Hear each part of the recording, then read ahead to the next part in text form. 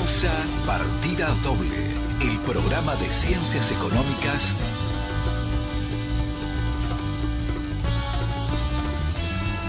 en la conducción, Norberto Lema. Coordinación temática y columnas, Andrés López y Oscar Cetrángolo. Producción, Unidad de Comunicación Institucional de la Facultad de Ciencias Económicas de la Universidad de Buenos Aires.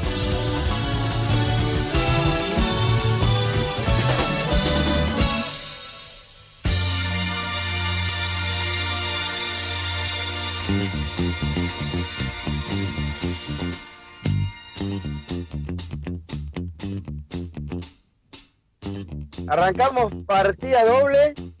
Los vamos a acompañar un ratito charlando un poco de música, de economía, sobre todo, y también un poco de charla entre amigos. ¿Cómo le va, profesor Oscar Cetrángolo? ¿Cómo anda? Muy bien, contento de escucharte. Qué bueno. Poca gente dice eso de mí. Creo que hace rato que no escucho esa frase. Profesor, sí, es verdad, es verdad. Profesor Andrés López, ¿cómo anda? ¿Cómo va todo? Acá andamos bien. Bueno, muy bien, muy bien, muy bien. Bueno, hoy vamos a tener invitados, vamos a charlar un poco de mercado de trabajo, vamos a hacer charlas varias, pero vamos a arrancar un poquito hablando de cuáles van a ser nuestros temas elegidos para este programa del día de hoy, nuestros temas musicales. Discúlpeme, pero yo quiero plantear una disidencia. A ver Porque no, el trabajo no es un mercado, ¿eh? No me vengan con eso, porque la doctrina social de la Iglesia ya lo dice claramente. El trabajo no es una... Así que no seamos profanos, por favor.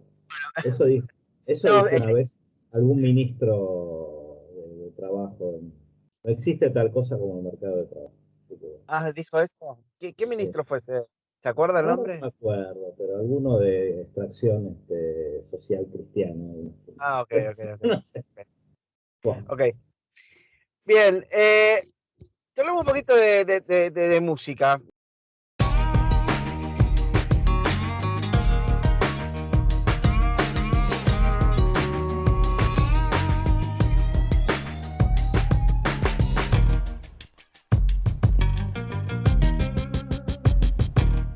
¿Qué tema pensó para hoy, profesor Cetrángolo?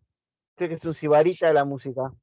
Tanto como ciudad. Yo pensé un tema rápido, una versión rápida de un tema sobre el mercado de trabajo. Perdón, mercado, ¿no? Sobre el trabajo. Que es Working Man, y la versión rápida es la de Otis Rush. Oh, muy bien. ¿Año de ese tema, más o menos? No tengo idea. ¿Cuándo lo habrá grabado? No, debe ser una grabación vieja, de los 80, ¿no? Ok. Profesor López, ¿qué tema tenía pensado para hoy? Yo, robándole su rol, aunque no es el músico que más pasa, pero está cerca, traje un tema de Peter Gabriel, que se llama Don't Give Up. Está cantado en conjunto con Kate Bush. Gran tema. Acá yo cuando lo fui a ver en vivo aquí en Buenos Aires lo cantó con Celeste Carballo. Bueno, me reservo la opinión sobre la comparación, sobre el salto. Me parece que cantó porque era Carballo. No encontraron a nadie más que lo supiera el tema y bueno, estaba Celeste Carballo. Bueno, a ver, no estuvo tan mal, estuvo normal. Muy bien, está muy bien. Bueno, siguiendo la línea... sobre el desempleo, ¿no? Digo, para los que no saben, un tema sobre personas desempleadas. Exacto. Yo, siguiendo un poco la línea del profesor López y terminando con mi autocensura de no pasar temas de Génesis, voy a elegir el tema de Génesis que no hay casi en la playlist. Así que yo elegí un tema que habla sobre la Inglaterra de los 80 bastante asediada por el desempleo, ¿sí? Y en realidad sobre todo lo que fue la política mundial de la época de los 80, sobre todo en los países europeos, donde el desempleo era muy fuerte, que se llama Land of Confusion. Un tema del disco Invisible Touch, que hay un montón de versiones también en vivo, pero que la versión original está en el disco. Y no sé si recuerdan ustedes un videoclip que eran marionetas. ¿Se acuerdan? que aparecía Sí. Ronald Reagan vestido de Superman, ¿sí? Con Nancy Reagan hablando. Bueno, ese es el tema de Land of Confusion, año 1986. Hace mucho tiempo. Bueno, cuénteme, profesor Cetrángolo. Yo le quiero decir algo, Lema, que si el profesor Cetrángolo es sibarita de la música, yo soy sibarita de la pizza. Ah, bueno, muy bien. No, aquí somos todos sibaritas de música. Creo que somos gente que disfruta mucho de la música, ¿no? Claro. También de la pizza. De la pizza también. Yo tengo un amigo que dice, tengo bajo dosaje de pizza en sangre y tiene que ir a comer pizza. Está como que le baja el azúcar en sangre y tiene que ir a comer pizza, ¿no? Así que es así. Bueno, cuéntenme hoy a quién tenemos como invitado y de qué vamos a charlar. Hoy vamos a hablar sobre, en realidad, los oyentes deberían darse cuenta de qué vamos a hablar a partir de la música. Esa es la idea, ¿no es cierto? Okay, sí, vamos a hablar de mercado de trabajo, empleo. Enseguida vamos a escuchar a Luis Beccaria, lo vamos a presentar y seguramente le preguntaremos también sobre la historia de la informalidad laboral, que es un tema que está no solo en el centro de la cuestión del mercado de trabajo, sino también tiene que ver con cuestiones de financiamiento del Estado, la protección social, etcétera, ¿no es cierto? Sí. Así que creo que puede ser seguramente va a ser una charla muy, muy interesante. Buenísimo. Bueno, vamos a presentarlo y arrancamos ya nuestra entrevista de este programa.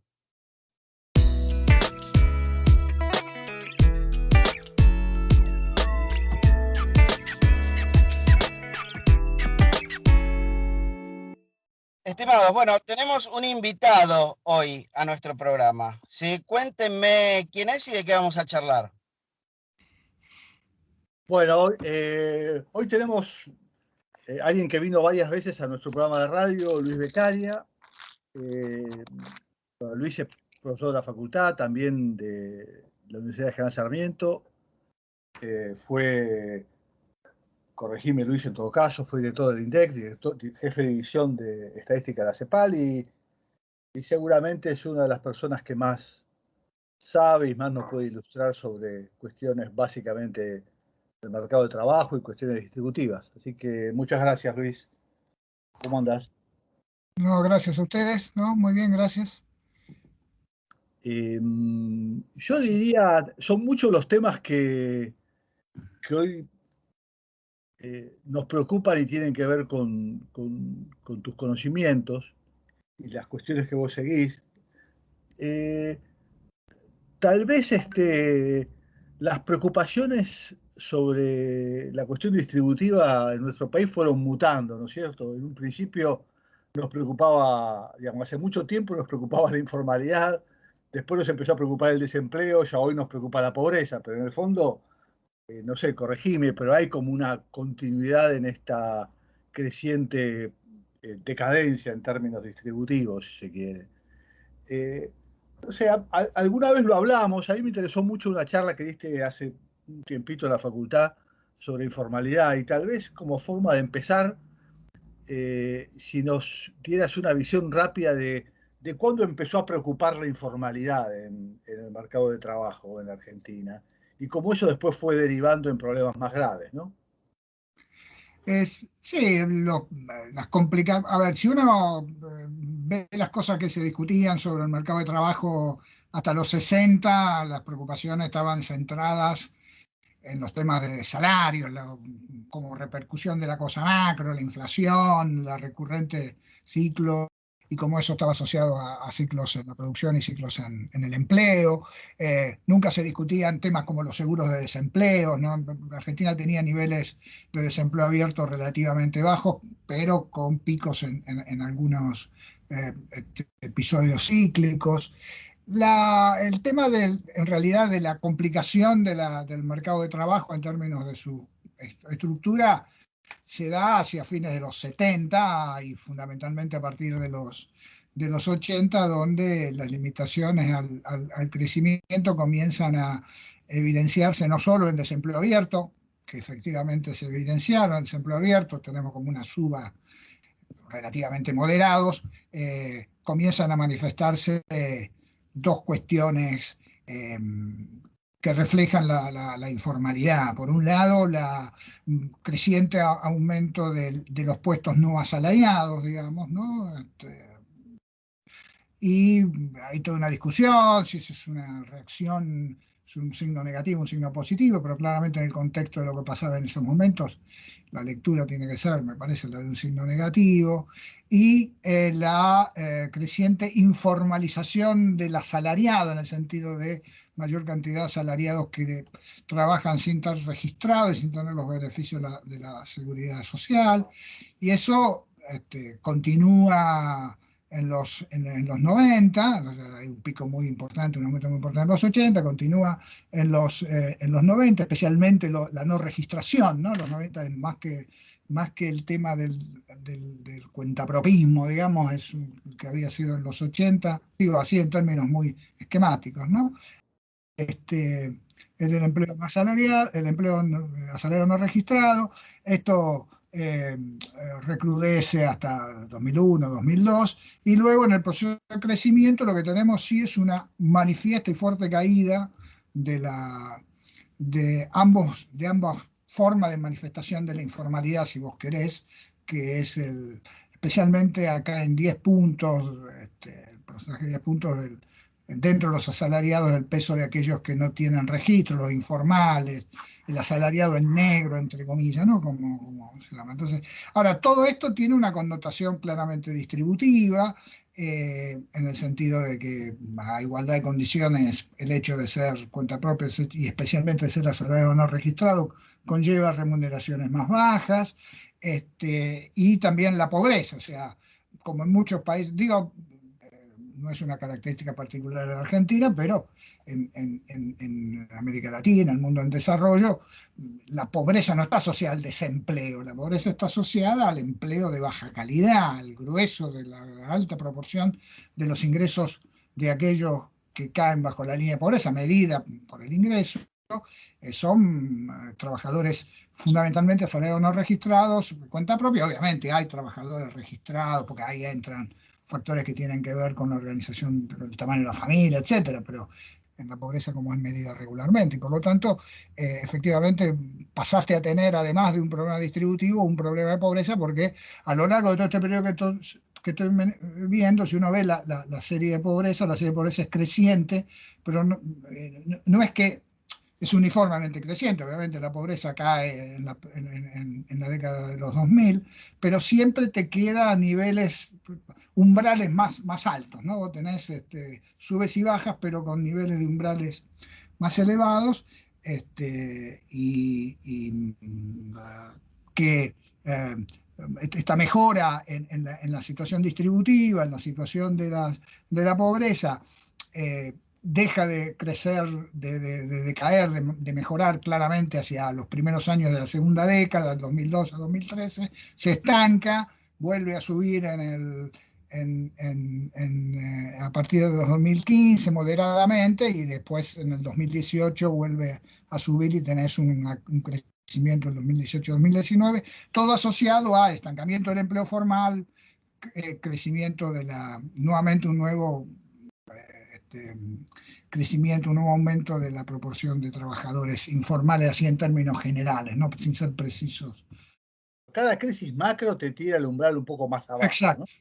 Exactamente, eso es lo que sucede. Sí. Y nunca eso se llega a recuperar en los procesos de crecimiento posterior a cada crisis.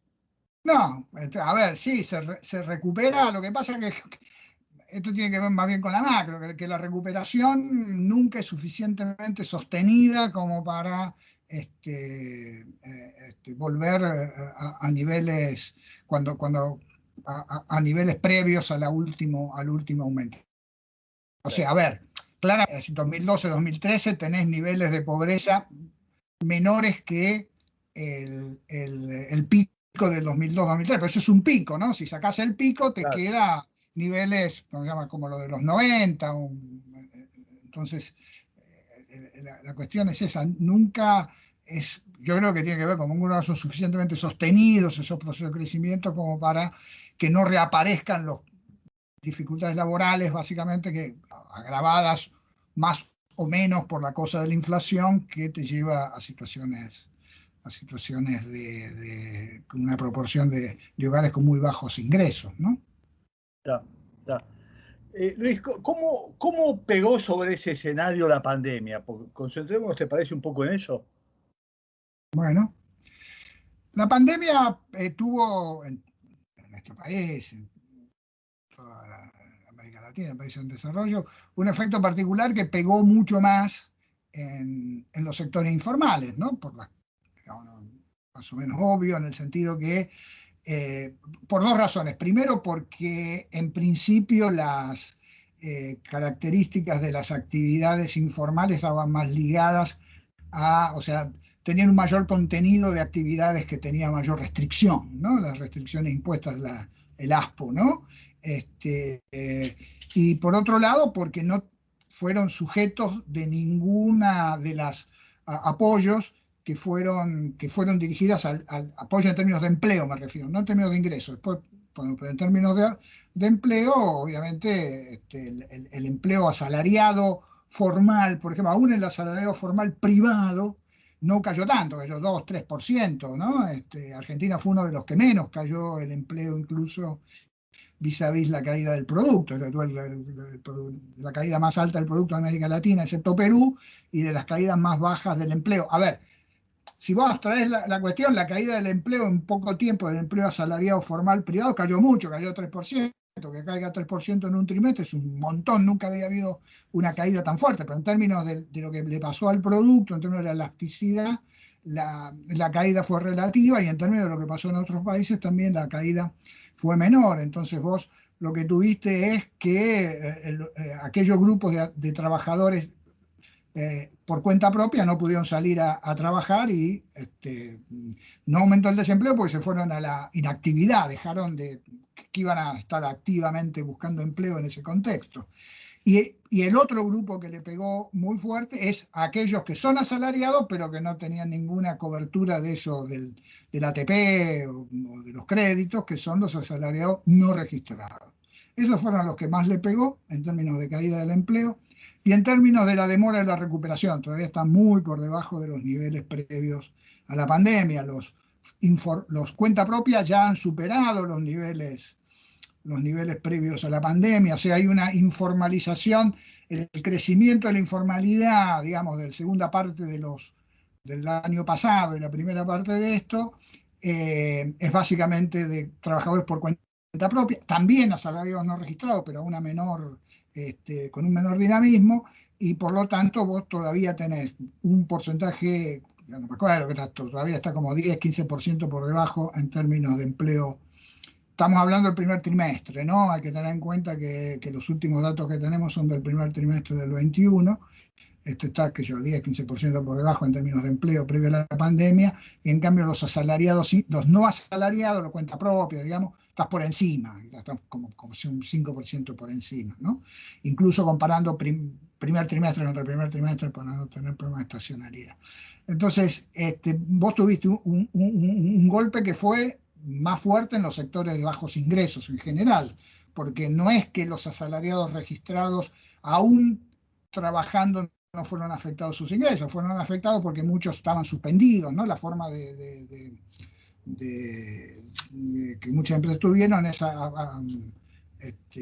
recurrir a este método, como se llama, figura de la suspensión, que baja el salario en cierta proporción, negociado, y además uno sabe que hubo arreglos de hecho, ¿no? Donde se ajustó para abajo el salario nominal a fin de mantener la relación laboral, tenga o no tenga ATP, digamos, ¿no? Mucha gente cobraba solo el ATP, digo, pero esto es lo que te cuento, no tenemos evidencia cuantitativa de esto. Claro, no hay evidencia de eso, no hay forma de tenerlo. La encuesta de hogares no da, a ver, es muy difícil en la encuesta de hogares, a ver, quizá un análisis más exhaustivo permitiría. Hay un problema cuando vos calcular los salarios medios, porque hay un efecto de composición, porque claramente los que más dejaron de trabajar fueron aquellos que tenían bajo salario. Entonces, si vos tomás los promedios de los salarios aumentan, pero simplemente por un problema de composición. Entre los asalariados registrados hay una caída que uno supone que está asociada básicamente a estas cuestiones del menor ingreso, de la menor, si vos querés, horas que trabajaron en el extremo cero, pero no es tan clara la evidencia en ese sentido. Uno hubiese esperado una caída mayor de las remuneraciones en algún momento. Estamos hablando, tanto lo que da la información, tanto lo que da la información del registro como la información del salario. Yo, la verdad, lo que no sé es cuál es el mecanismo, cómo declaraban ante AFIP esos casos, ¿no? Esos casos en donde, ¿no? Entonces, no da la sensación de que yo haya, con los datos que tenemos, que haya sido una cuestión muy extendida, pero bueno, a lo mejor ahí hay también cierta información todavía un poco turbia, ¿no? Que merece más análisis. Ahí vos hablabas de la caída en la tasa de actividad, ¿no? Y eso, digamos, le quita un poco de valor al seguimiento de la tasa de desempleo. ¿Eso es así en toda la región? ¿Es más en la Argentina? No, en toda la región. En toda la región la tasa de actividad cayó a los valores más bajos que se tenga registro, caídas así de 10 puntos de la tasa de actividad, más de 10 puntos de la tasa de actividad. Obviamente hay después ciertas variaciones porque incluso en algunos países uno de los mecanismos de apoyo había el seguro de desempleo, entonces aumentaba un poco el seguro de desempleo porque sí se declaraban como desempleados, pero ahí hay un problema de comparabilidad, ¿no? Entre los países, cómo comparar, cómo trataban a los que acá llamamos suspendidos, ¿no? Porque en otros países, en Chile o en algún otro, les daban algún apoyo vía el seguro de desempleo, entonces, qué sé yo cómo lo registraba la encuesta, si lo registraba como, porque no hay que entrar en detalle, pero los criterios para mantenerlo como trabajador en la encuesta de hogares es que tenga alguna expectativa de volver, y qué sé yo si esa gente tenía alguna expectativa de volver o no, pero estaba recibiendo no estaba buscando trabajo porque estaba recibiendo ya una transferencia, pero bueno. Pero más allá de los detalles, y para concretar tu pregunta, sí, eso fue generalizado. La tasa de desempleo subió poco. Vos sabés que cuando hay informalidad, la tasa de desempleo en general tiene menos carga informativa, digamos, sobre la situación del mercado de trabajo que en los países desarrollados donde hay poca informalidad. Pero, de cualquier manera, Argentina era un país donde obviamente vos podés corregir la tasa de desempleo por la informalidad, pero aún la tasa de desempleo abierta muestra bastante latitud. México es el caso extremo al revés, donde siempre está parada en el 5%, 6%, nunca cambia porque todo se ajusta por informalidad. Pero previo a la pandemia, los países mostraban en los episodios recesivos o expansivos, mostraban cambio en la tasa de desempleo. Acá lo que hubo es una generalizada y fuerte caída en el segundo trimestre del año de la tasa de actividad, producto de esto, lo que te digo, que la caída del empleo estuvo asociada a la caída del empleo de los trabajadores, básicamente cuenta propias, y aún los trabajadores asalariados no registrados, no era un contexto para decir que estaba buscando activamente trabajo, que es una de las características, uno de las componentes de la definición de desempleo, ¿no? Entonces era lógico que eso no pudiese. Y la tasa de desempleo después sí fue subiendo un poquito más lentamente, junto con la vuelta de los trabajadores, pero no tanto, con la vuelta de los trabajadores informales, básicamente, ¿no? Y hay todas las discusiones, qué es lo que va a pasar ahora, si vos vas a tener, porque da la sensación que lo que sí también se observa es que con algunas diferencias el empleo formal permanece estancado, ¿no? En Argentina está estancado, aun cuando el producto esté recuperándose todavía por niveles previos a la pandemia, en otros países no, un poquito más aceleradamente, aún allí el empleo formal crece lentamente, lo cual es esperable, dado que había ahí como, lo que se llama mucho atesoramiento de mano de obra, ¿no? Porque estaba subutilizada la mano de obra en el sector formal. Y entonces vos lo que tenés es una vuelta de los propia, y seguramente trabajadores que también presionan sobre el mercado de trabajo porque no tienen demasiada alternativa. O sea, la situación, viste, hay un informe reciente de la OIT que dice que toda la recuperación, como el 80%, 80 y pico por ciento de la recuperación del empleo, con algunos datos hasta el segundo trimestre, el primer trimestre del año, está cimentado en lo que pasó con el trabajo informal, ¿no? Y básicamente el cuenta propia. Claro. Ahí, Luis, no sé, es un poco lo que te voy a preguntarte, una parte de adivinación que sabemos que es difícil, pero en base a lo previo. Ahí vos hiciste hincapié en que el empleo, y en particular el componente informal, está muy atado a los ciclos macro, ¿no? Pero también uno sospecharía, o al menos yo que vengo del lado más de mirar estructura productiva, que también puede haber algún problema de composición, ¿no? Digamos, de oferta y demanda, ¿no? Digamos, vos tenés sectores como software, en donde si hubieran 10.000 programadores más, tendrían trabajo mañana a la mañana. Entonces, ¿cómo impacta sobre las posibilidades de conseguir empleo el estar desempleado y el de larga duración, y qué podemos esperar en esto a futuro, ¿no? Y no solo estar desempleado quizás el trabajador, sino también, bueno, cómo se traslada eso a la familia, al acceso a la educación, etcétera. ¿Qué sabemos de eso? A ver, me parece que hay implícitas varias cuestiones, ¿no? Una es la limitación que puede imponer cierto desajuste entre las características de los puestos de las vacantes y la característica de los, no solo desempleados acá en Argentina, sino de los tipos que están subempleados, tan informales, ¿no? A mí siempre me pareció que en general ese no era, en general, no estoy diciendo que esto en los últimos años haya ido cobrando, a partir de, por ejemplo, como el que das vos, alguna mayor importancia. Digo, de cualquier manera, el mercado de trabajo no se solucionaría con estos 10.000 puestos de software, qué sé yo, pero no, es una señal. Pero no, pero yo no es al revés, es una señal, ¿no? Claramente es una de las razones que normalmente se señalan respecto de lo que puede ser una de las razones del desempleo. Digo, fuera del contexto de la pandemia, incluso de los ciclos, ¿no? O sea, vos podés tener una economía que está creciendo y que sin embargo mantenga niveles de desempleo altos si hay un problema de desajuste, ¿no? Entre los nuevos puestos que se van creando y la falta. Claramente, Argentina tiene y ha ido incrementando potencialmente esta cuestión por el atraso educativo, ¿no? Más allá de las tasas brutas de chicos en el secundario, que no ha caído, pero tampoco ha crecido tanto, y además porque la calidad de la educación, o sea, ahí tenés potencialmente para el futuro una dificultad.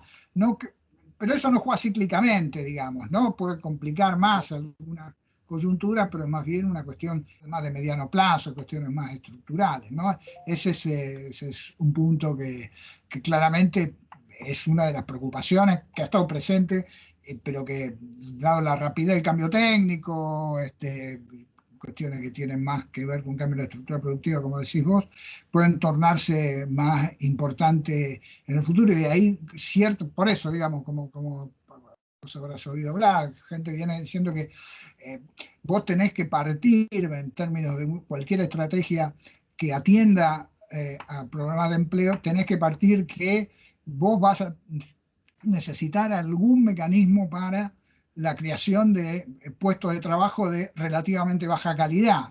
Tenés que hacer lo otro, lo que pasa, lo otro lleva tiempo, mejorar la formación de los recursos humanos, etcétera, lleva más tiempo. Entonces, hay algo de lo que vos decís, efectivamente, siempre ha habido. El tema es en qué medida esto, por las mismas razones que vos estás señalando, se torna cada vez un problema mayor. Pero que me parece que que es muy complicado, porque tampoco se come la cola, ¿no? Porque también tiene que ver, vos lo dijiste, que hay un problema de acceso a la educación las grandes diferencias, desigualdades que hay en la calidad educativa entre el sector privado, el sector de la educación pública. Ahí hay un tema muy importante, efectivamente muy importante, de miras al futuro, ¿no? De miras a cómo salir de una coyuntura negativa como esta, ¿no? Me parece que ahí hay un tema. Después hay otras cuestiones, es si el mismo hecho de ser desempleado influye sobre las probabilidades de ser contratado. Bueno, hay esa cosa que se llama la cicatriz, ¿no? El scarring. Pero esas son cuestiones que me parece que aquí son menos relevantes en los de que son mercados de trabajo estos que tienen normalmente alta movilidad, ¿no? Porque el mismo hecho de la informalidad hace que vos rotás, ¿no? La rotación entre puestos de trabajo es mucho mayor, entonces la chance de que muchos no hayan pasado por alguna situación de desempleo o informalidad, porque ya el scarring o esta cicatriz no te la marca solo el desempleo, sino el haber trabajado en un puesto informal, ¿no? Ahí, pero eso me parece que es una característica distinta, por eso le puede pasar a personas con distinto nivel de formación, ¿no? Y apela más a una cuestión casi como de señal de las características individuales, más que de cuestiones más que hacen a la formación o a la adecuación de la formación respecto de lo que se va generando en términos de vacantes. No sé si fui claro ahí, pero ahí me parece, yo lo que quiero decir que me parece que el tema que vos mencionás es un tema que ha estado en algún momento, que ha estado siempre presente, que ahora debería estar más en la agenda, pero que es una dificultad solo resolver en el mediano plazo y además que no es independiente de las mismas dificultades de pobreza, desigualdad, por más que vos avances, porque eso lo que hace es otro mecanismo que genera desigualdad, ¿no? Porque eso hace que el conjunto de personas que puedan acceder a esos puestos son aquellos que han transitado una educación primaria y secundaria con algún mínimo de calidad, ¿no? Entonces ahí tenés una dificultad. Luis, vos hablabas antes de la ausencia de seguro de desempleo, ¿no? La debilidad de los seguros de desempleo, ¿no? Que es muy clara en el caso nuestro. Yo no sé, ¿hay algún país de América Latina que eso lo tenga más resuelto? Yo no sé, digo, Uruguay que tiene menos informalidad que nosotros. ¿Ahí funciona? No, a ver, el seguro de desempleo es una institución poco extendida en América Latina, ¿no? Son pocos los países que lo tienen. Y está el gran problema del seguro de desempleo que está destinado a los sectores formales, la posibilidad que accedas. Normalmente, ¿te acordás? Se decía, ¿quién accede al seguro de desempleo? ¿Qué sé yo? El 10%. No quién accede, quién es elegible, ¿no? Que no es un problema. Elegible al seguro de desempleo. 10-15% de personas que hayan acumulado la suficiente cantidad de aportes continuos que se requiere, que sé yo, no sé, hay un mínimo de aportes continuos, creo que es un año, en el sector formal, y vos, por lo que te decía antes, vos ahí tenés una dificultad. A eso, por eso lo importante del elegible y del accesible es que hasta todavía, por alguna razón, los niveles de desempleo en Argentina siempre fueron absurdos, ¿no? Digo, un seguro de desempleo, la tasa de reemplazo, un seguro de desempleo en cualquier país desarrollado, 40, 50%, digamos, acá era absurdo, te daban 5.000 pesos, de ahora creo que son 10.000, no son niveles extremadamente bajos cuando los comparás con los salarios del sector formal, que son con los que tenés que compararlo, ¿no? Porque son ellos los que acceden. Pero el problema no es, a ver, eso se puede resolver, es un problema de, como te puedo decir, de que en realidad ahí la presión no es tan importante porque, como se llama, son pocos los beneficiarios potenciales. Me parece que ahí hay un problema claro de que hay menos presión eso que por los planes de empleo, porque la clientela de uno y otro son diferentes, ¿no? Obviamente no hay ninguna razón. Después el seguro de desempleo argentino es un seguro de desempleo típico de cualquier país que vea los criterios, la elegibilidad, eso no. Y los países de América Latina que lo tienen también, digo, no hay, ¿no? Después hay algunos que tienen complementos entre el seguro de desempleo, alguna cuenta individual, pero son más bien complementos. Los problemas son, cuando tenés una rotación asociada a la informalidad, ¿qué le pasa a la gente que migra, que termina, que no puede tener continuidad en su empleo, pero no es elegible para el seguro de desempleo? Esa es la gran discusión de qué institución, qué instrumentos vos tenés para atender situaciones de falta de ocupación fuera de la formalidad, porque no existe el evento que vos podés asegurar, ¿no? El evento de haber sido despedido, ¿no? Que es el evento del seguro de desempleo, no existe ni es verificable, ¿no? Entonces ahí tenés toda una... no es que los países no hayan tratado de atender eso vía básicamente transferencias, pero no al evento del desempleo, sino básicamente a los bajos ingresos, que está asociado a la informalidad. Es muy difícil tener una situación de cobertura del desempleo. Vos lo que tenés que tener algún nivel mínimo que permita cubrir esas situaciones a personas no elegibles para el seguro de desempleo. Hay toda una discusión, ameritaría claro, pero eso me lleva, perdón, Oscar, no, discúlpame, porque vos te metiste ahí un tema que apareció en la campaña, ¿no? No sé si lo preguntaste por eso, el tema del seguro de desempleo versus la indemnización, pero el otro tema que se metió de otro lado por la campaña y viene metiéndose, que no sé, Luis, si vas por ahí, es el salario mínimo universal o alguna forma de ingreso universal, ¿no? ¿Esa podría ser, a tu visión, una salida para resolver el problema de toda esa gente que no es elegible para el seguro de desempleo? No, no me parece que no es un instrumento que me atraiga demasiado el ingreso universal, pero sí alguna transferencia monetaria a sectores más acotada, digamos, a sectores que tienen una relación más frecuente con la informalidad. Digamos, todas estas cosas son difíciles, tanto el ingreso universal como esto que estoy diciendo son complicadas de implementar, pero si vos querés como más cercanas al IFE, ¿no? Pero en situaciones no de emergencia, ¿no? Que debería mantenerse no solo en situaciones de emergencia, sino que genere como una suerte de colchón por encima de la UH, digamos. Básicamente es una UH un poco mayor, pero que abarque, y justo antes de la pandemia habíamos empezado a conversar con gente de la OIT, de la UNICEF, pero que abarque también a temas dirigidos de alguna manera también a hogares donde no hay niños, ¿no? Porque hoy está centrado en hogares con niños. Yo la verdad, esto alguna vez trabajamos bastante con Roxana, algunas cuestiones, no hay muchas más alternativas en un contexto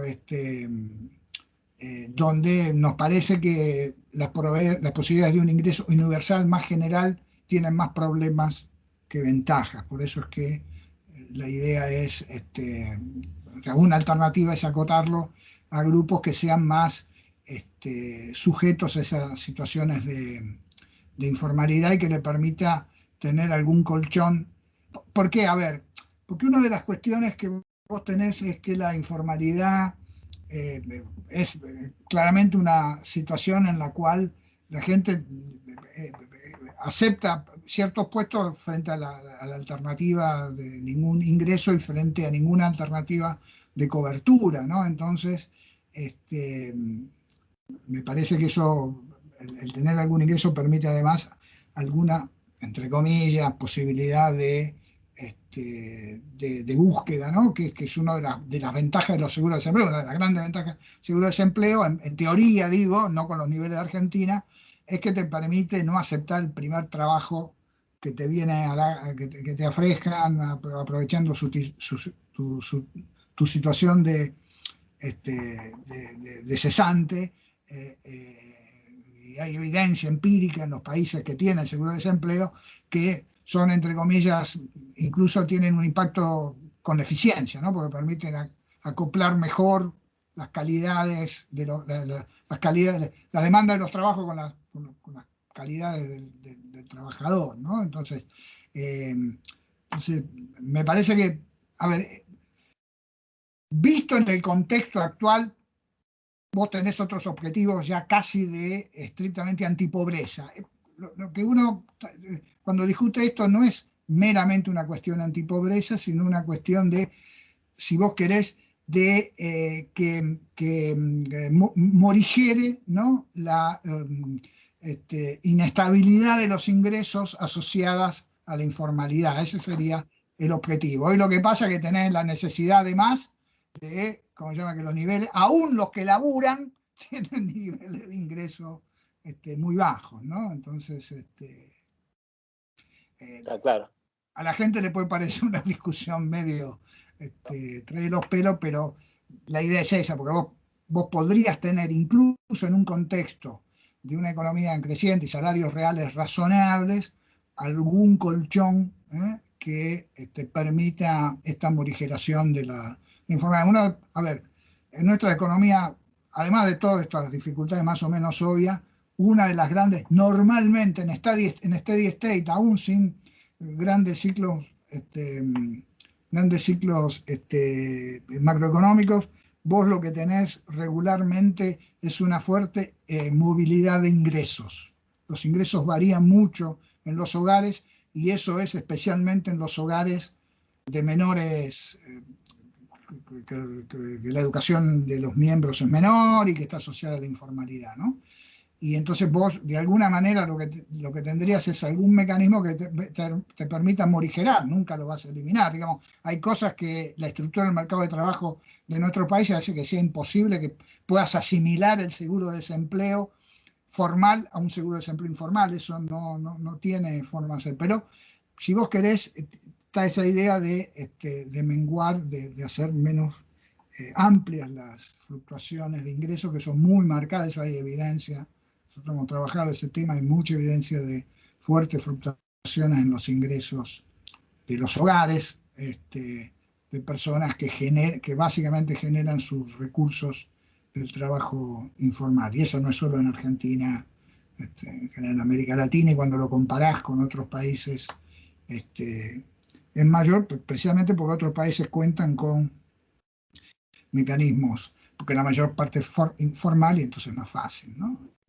Bueno, lo que pasa es que usualmente las restricciones para avanzar en sentido, eran de falta de espacio fiscal y de dificultades para encontrar a la gente. Ahora, de todos modos, la pandemia nos puso en una nueva situación, porque se avanzó rápidamente en medidas de emergencia sin cuidar mucho las restricciones.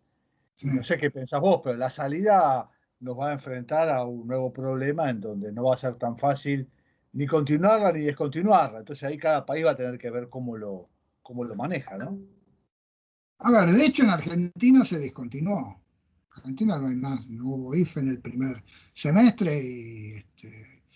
Bueno, vamos a ver qué pasa ahora, ¿eh? Bueno, yo digo, entonces ya se descontinuó. El tema es... Sí, está claro. Pero es interesante porque el argumento central de la exposición, uno de los argumentos de la exposición es ligado a lo de las elecciones, es eso, ¿no? El argumento central sobre por qué perdió es que siguió la pandemia y no, digamos, eso pasó en algunos países. Hay que tener en cuenta que es interesante ver que el aumento de la pobreza, el IFE tuvo un efecto, según lo que uno lo puede medir por las encuestas, bastante importante el efecto distributivo bastante importante. La desigualdad del ingreso familiar,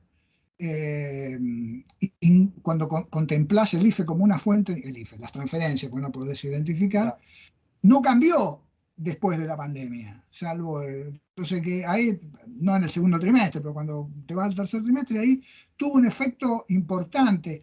Si yo no tengo mal los números, las transferencias el aumento de la transferencia de ingresos equivalieron a la mitad de la caída del ingreso asalariado en el primer quintil de la distribución, o sea que hubo un efecto redistributivo importante. La distribución no aumentó, la desigualdad no aumentó, la desigualdad de ingreso familiar como uno hubiese esperado, dado este contexto de lo que pasó con el empleo informal.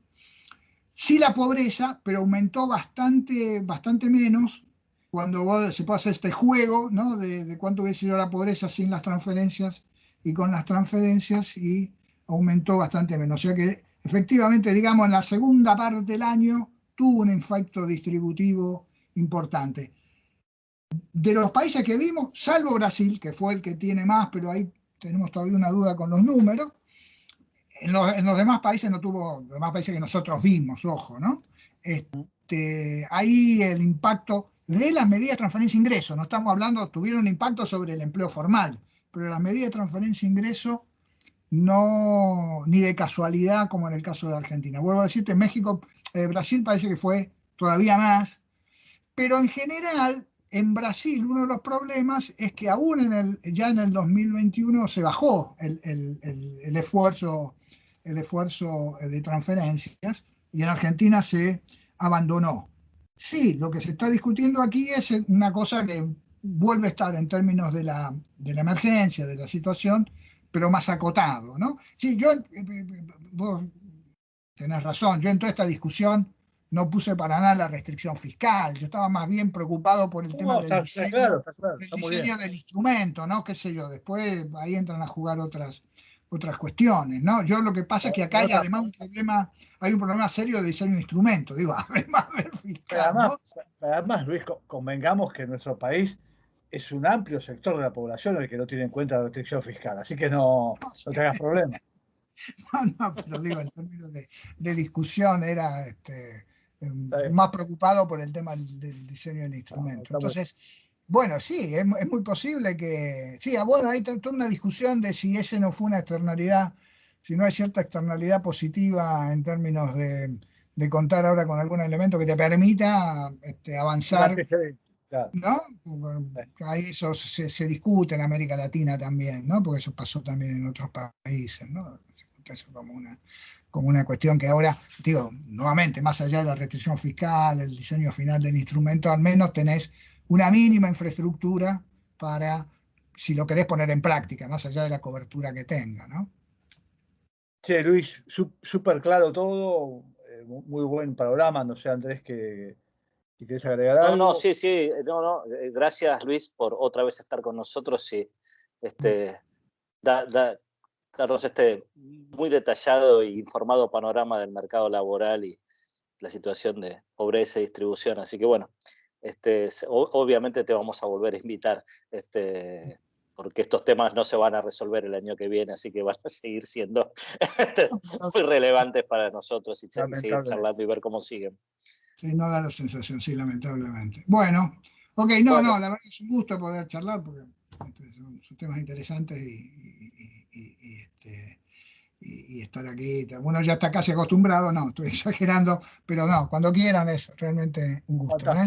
Ok, bueno, que les vaya bien, Bueno, chao, Luis, gracias. Chao.